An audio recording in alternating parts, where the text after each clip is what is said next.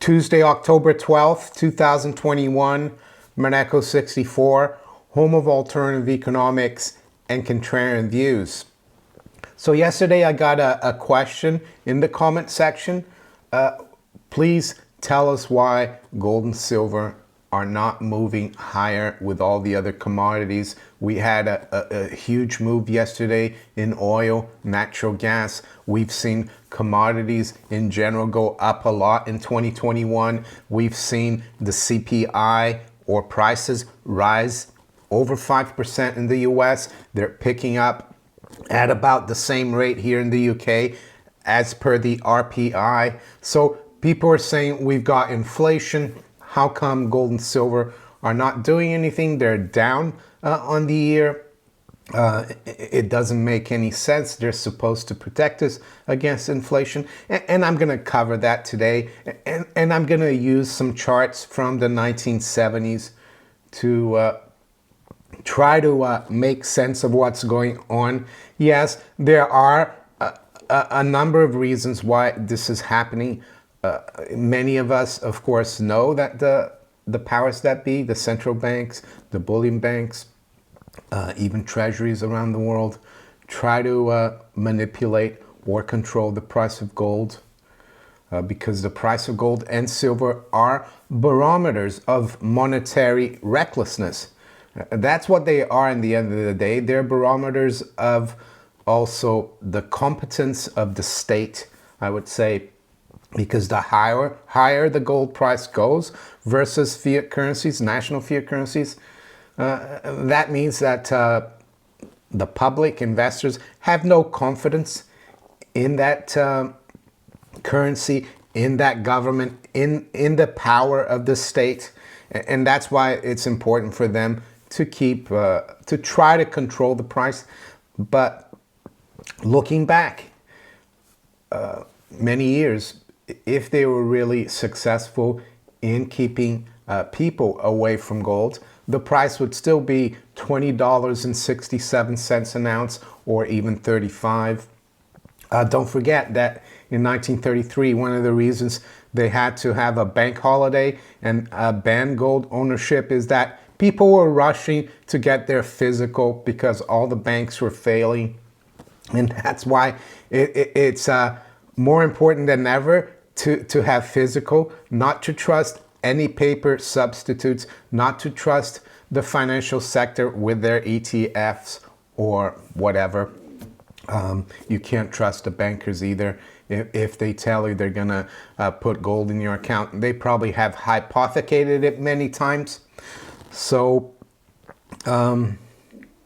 before I go into the charts, I just wanted to say that I was asked on Sunday during the live stream to get a mug, make a mug or t-shirts about the Bank of England because I have the End of Fed mug, which is really popular. I've got the the ECB mug, which is very popular. It's got Christine Lagarde behind bars. Of course, she was convicted of a criminal offense in France about 4 or 5 years ago. She was given a suspended 1-year sentence, and she's the president of the ECB. So I had a Bank of England mug a few years ago, but I had one of the pictures on it. I bought the rights to it, and it only lasted about a year, so I can't sell it anymore. So I've designed this new one here. It's an idea from one of the viewers, Barry the BOE, Barry the Bank of England. And I've got the date here, 1694, and I've got soon because I would hope to know when the Bank of England would collapse, hopefully. So I put soon. I could have put maybe 2022, who knows. But the other important thing about the Bank of England, and maybe viewers around the world will like this mug as well, and it's to do with gold. Even though the UK only has 300 tons of gold, the Bank of England holds about 5,000 tons for other countries. And why do they do that? Well, because the LBMA, which is the London Bullion Market Association, where you've got all the bullion banks from around the world, dealing from the city.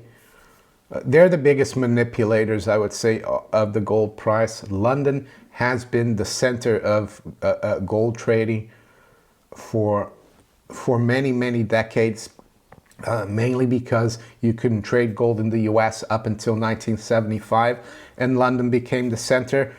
And if we bury the BOE, we will bury the gold price manipulation from the LBMA. What the Bank of England does is that it leases out other people's gold to the bullion banks so they can sell it short. And they do it many times over because in the city of London, there's no limit to how much hypothecation or what that means is, let's say, JP Morgan borrows a ton from the Bank of England, which is owned, for example, by Australia. Australia keeps most of its gold at the Bank of England. Then JP Morgan will take that ton that it leased and sell 100 tons. So they rehypothecate many times over.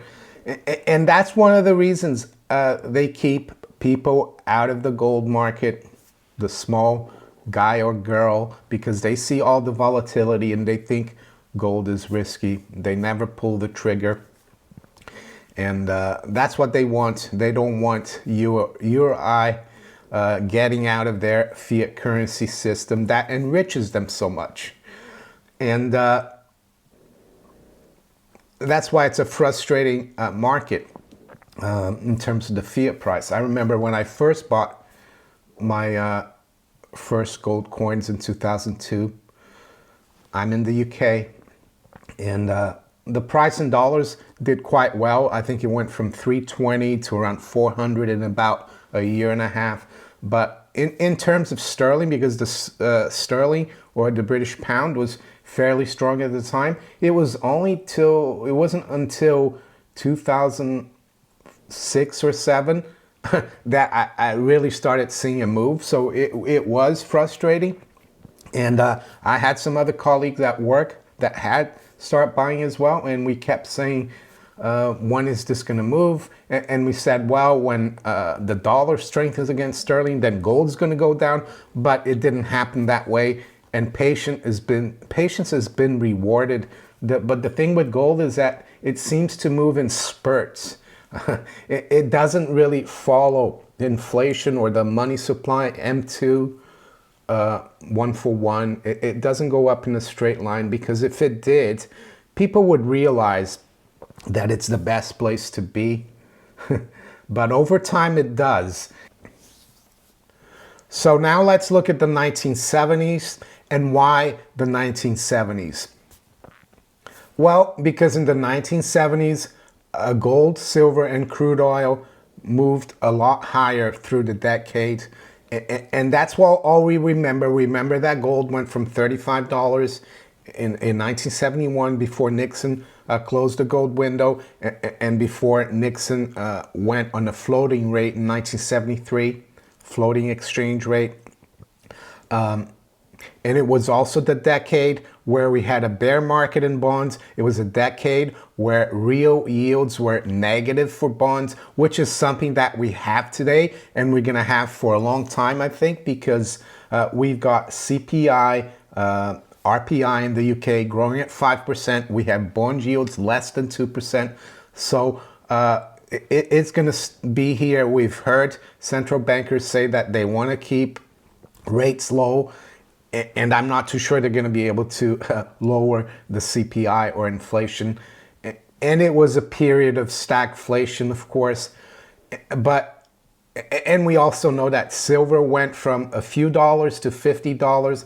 But we forget to look at the whole period to see what really happened.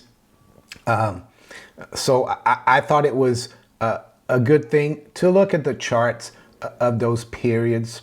So we're going to start here now with the chart of crude oil, so you can see what really happened to crude oil in the 1970s. So as you can see here, prior to the oil embargo or the oil crisis in 1973, Crude oil was kind of fixed around $3 in the early 70s. Commodities were fairly stable back then because you had sound money. But then you had the embargo and oil popped up from $3. I'll take it to 1975. And then to 1975, we were at almost $12. And then it kept going up. And by 1977, September 1977, oil was at $15. And it stayed there pretty much until, let's say, 1979. And from then on, it just went up to like 40.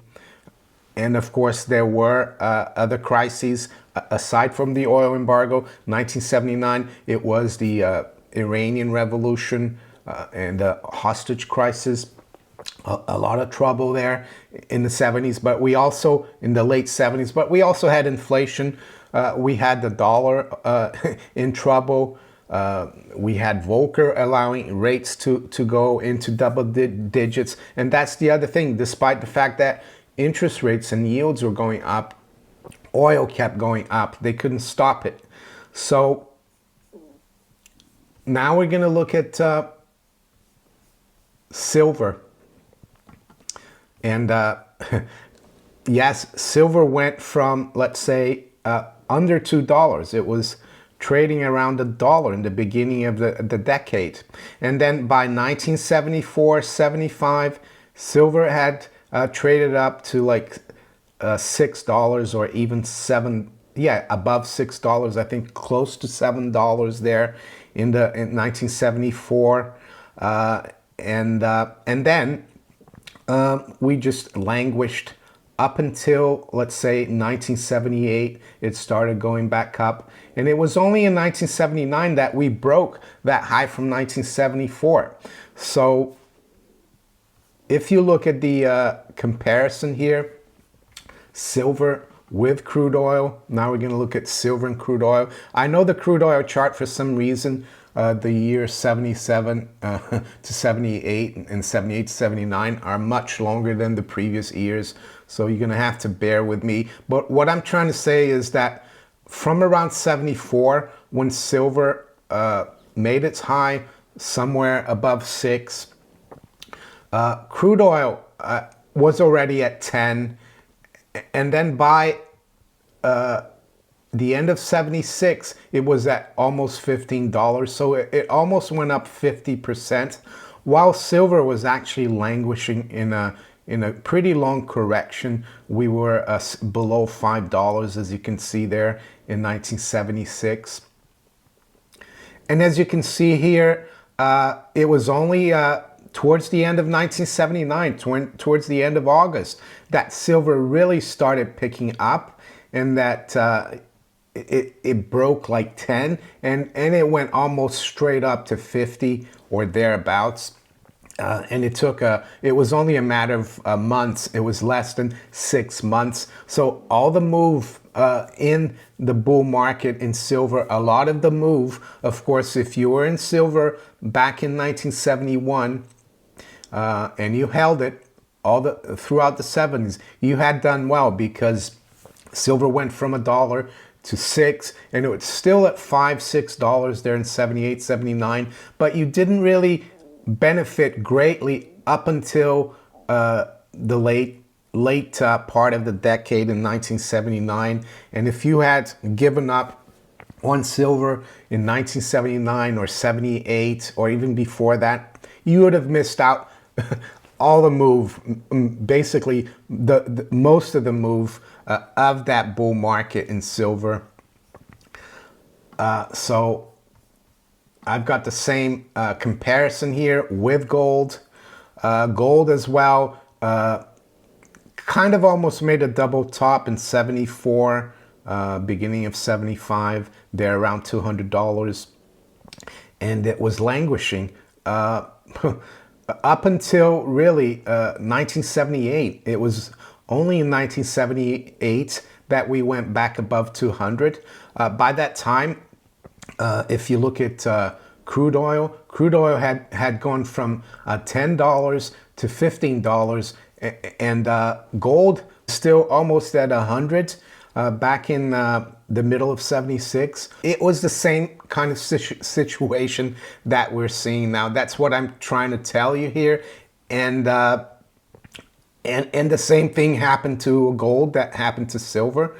If you had given up on gold, let's say towards the end of 1978 there, where we made a new all-time high and then came back down to retest that 200 level, if you'd sold out from there, you would have missed the biggest move really of that bull market in terms of nominal price, from $200 almost to $900 in a matter of just a year or so.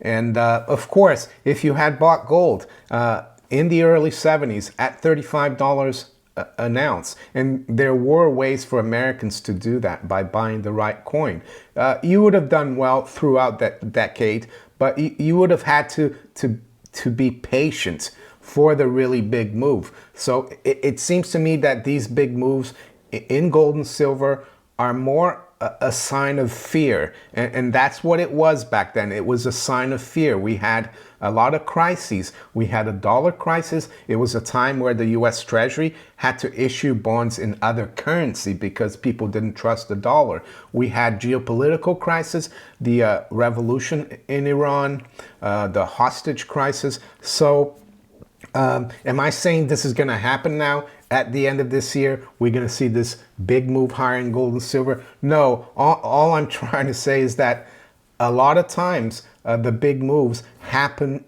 in spurts. And even if we see a big move soon, like we saw in 1979 in gold and silver, I'm not too sure it's going to be the end. It's difficult to say where we are in the bull market. But the other thing as well, that the 1970s tells us is that gold and silver didn't track inflation or oil perfectly. And I'm sure there was quite a lot of manipulation back then as well. So that's what I think is happening to gold and silver. I don't think gold and silver are dead, like many people say. I'm sure a lot of people probably said that in the mid-70s, because gold and silver made highs in 74, 75, and then up until 77, 78, they're really going nowhere. They had dropped quite a bit. So with that, let's look at where the markets are this morning. It's 8:30 a.m. London time. So we've got spot gold at 1760. It's up about $6. High's been 1763, low 1750. Silver is unchanged, 22.58. High has been 22.74. The low is 22.45. Stock market remains fairly weak. Yesterday, I think it was a negative day because we saw the stock market do really well most of the day, and then it fell off a cliff. And I think the Dow finished down 250. Right now, the Dow futures down 135. NASDAQ 100 futures down 54, and the S&P 500 is down 17. The FTSE is down 50 points, just below 7,100. For the currencies, sterling is unchanged, 135.94. Euro's up slightly at 115.60. The dollar's down 1/8% versus the yen at 113.17. The dollar is unchanged versus the yuan, 645.97. Aussie dollar is unchanged at 73.50. The dollar is slightly lower versus the Canadian dollar at 124.72. And the Kiwi dollar is up 1/8% at 69.45. Crude oil has come back down. We went above 81 in WTI. Right now, we're at 79.92, down about 0.2%. I think the trend there is still higher, but you get the volatility in crude oil as well. Brent crude is unchanged at 83.30. High-grade copper is down 1% at 430.50. Natural gas has come off. We almost got up to 6 yesterday. we're down another 2% at 534. And to finish off, we'll quickly look at the 10-year yield. Yesterday, the Treasury market was shut for a holiday. Right now, though, the 10-year yield is at 1.6%, fairly flat. And just before I finish, just wanted to let you know that the bond yields in the UK went up quite a bit yesterday. We got up to above 120. And recently we were below 1% in the 10-year yield, and that's a bad sign. This means that mortgage rates are going to start rising quite sharply. So if you enjoyed this video, make sure you hit the like button. Please share it far and wide. Think about subscribing to my channel if you haven't yet. And you can also follow me on Rumble, Twitter, Facebook, and all these other platforms below here. I wish you all a great day. Take care. Bye.